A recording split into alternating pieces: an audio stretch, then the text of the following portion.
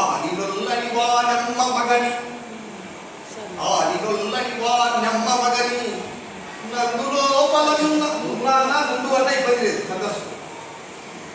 నందులోపలనుండు వాడక్క మగని నమ్మినా అతని గెలుచుదా నమ్మ సవతి సిరులు మీకిచ్చు నెప్పట్ల కర్మతోడా అనే పద్యం. అంటే దీని అర్థం ఏంటంటే ఏమండి మీరు ఆశీర్వదించవయ్యా అంటే ఏంటయ్యా ఇట్లా ఏమి ఈ విధంగా చిత్తదలకు పెట్టాలి అని చెప్పి వాడు అనుకున్నాడు. కానీ దీని అంతరార్థం ఏంటంటే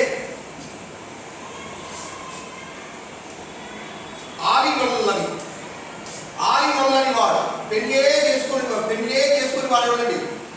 ఆలినొల్లని వాడు హనుమంతుడు. కానీ ఇక్కడ వాయుదేవుడు కదా, వాయుదేవుడు పెళ్లి చేసుకున్నాడండి. చెప్పమ్మా తప్పలేదు తల్లి, తప్పలేదు కానీ అసలు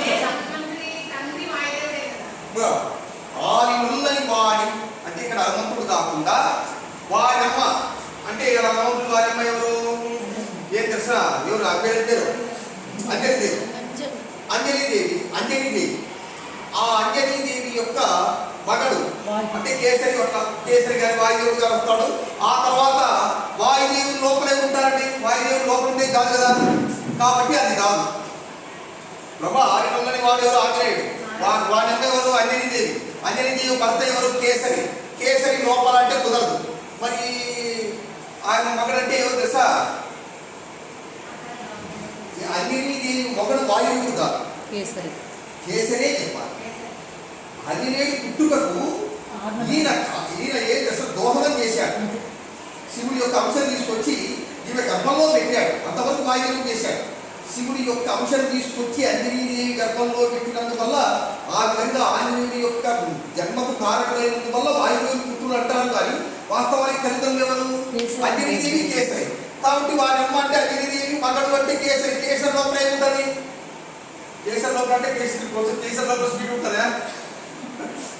కాబట్టి అది కాదు, అట్లా చెప్పకూడదు ఇక్కడ. కాబట్టి అది సరిపోవడం ఏం చేయాలి? సంబంధం ఇలాగ నేను కూడా ఆలోచించాను. అది సరిపోవడం మనం ఏం చేయాలి? మీరేదో ఇంకో పెళ్లి చేసుకోలేదమ్మా, పెళ్లి చేసుకునేవాడు నేను చెప్తాడు కదా నారదుడు కదా. నారదుడు యొక్క వాయుదేవుడు సరస్వతి దేవుడు ఎవరు? సరస్వతి భర్తేవుడు బ్రహ్మదేవుడు యొక్క లోపలే ఉంటారు. మళ్ళీ ఇబ్బంది వస్తుంది. బ్రహ్మదేవుడు లోపలే ఉంటారండి. మరి చిత్రం అనేది వస్తుంది. కాబట్టి అది కూడా కాదు. మరి ఇట్లాగే కావాలి. ఇట్లాగే గుర్తుంటే చివరికి ఆలినొల్లని వాడు ఇంకొకరు పెళ్లి చేసుకోలేదండి. తండ్రి కోసం, తండ్రికి పడుచుపిడాను ముసలివారం తన తండ్రికి పడుచుపిడ తెచ్చి పెళ్లి చేయడానికి ఆజన్మాంతం భీష్ముడు భీషణమైన ప్రతిజ్ఞ చేయడం వల్ల ఏంటంటే నేను ఆజన్మాంతం నా తండ్రి కోసం ఆజన్మాంతం పెళ్లి చేసుకోవడానికి ప్రతిజ్ఞ చేయడం వల్ల భీషణమైన ప్రతిజ్ఞ చేయడం వల్ల భీష్ముడయ్యాడు. అతనికి వాడు అసలు పేరు దేవదత్తుడు. మళ్ళా మరోసారి పేరు చెప్పట్లో కొట్టడమ్మా. కాబట్టి దేవదత్తుడు కనుక ఆ భీష్ముని యొక్క ఆ దేవదత్తుని యొక్క వారి అమ్మ ఎవరు?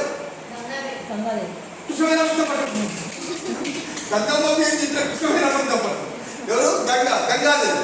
గంగాదేవి యొక్క మొగుడు ఎవరు?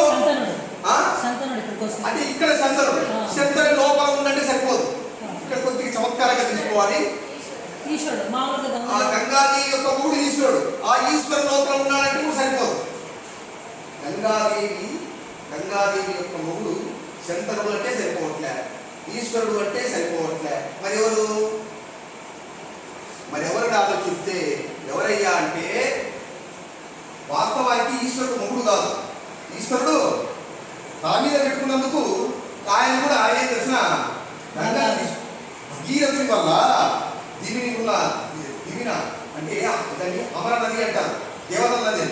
ఎందుకంటే బలిచక్రవర్తి దేవి వామనుడు వేరు త్రివిక్రముడై ఆయన పాదం ముల్లోకాలు ఆక్రమించినప్పుడు, ఆయన పాదం బ్రహ్మలోకానికి వెళ్ళినప్పుడు సత్యలోకం అంటారు. బ్రహ్మదేవుడు ఉండే లోకం సత్యలోకం.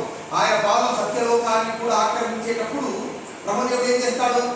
నా తండ్రి పాదం వస్తుంది, విష్ణు పాదం వస్తుంది అంటే ఏం చేశాడు? సత్యలోకాన్ని ఆ విష్ణు పాదం ఆక్రమించేటప్పుడు తన కమండలంలో నీళ్లు తీసుకొని వెళ్ళి మహావిష్ణువు యొక్క పాదాలు కడిగాడు.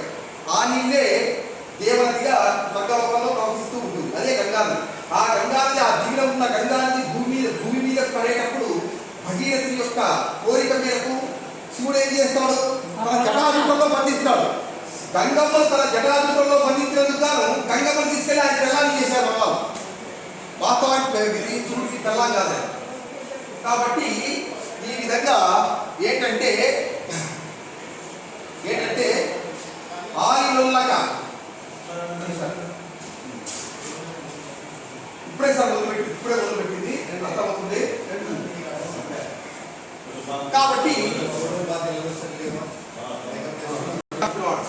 ఇందాక చెప్పినట్టు ఆ భీష్ముడు, ఆంజనేయుడు, నారదుడు లిస్ట్ ఎవరండి? పెళ్లి చేసుకుని వాళ్ళు లిస్ట్ ఎవరండి? నారదుడు, భీష్ముడు, ఆంజనేయుడు, ఇంకొక పేరు చెప్తాను లేదు. వీళ్ళందరూ ఎంత బుద్ధిమంతులు కదా అనిపిస్తుంది. తిరిగలవా మనకంత తిరిగి కనుక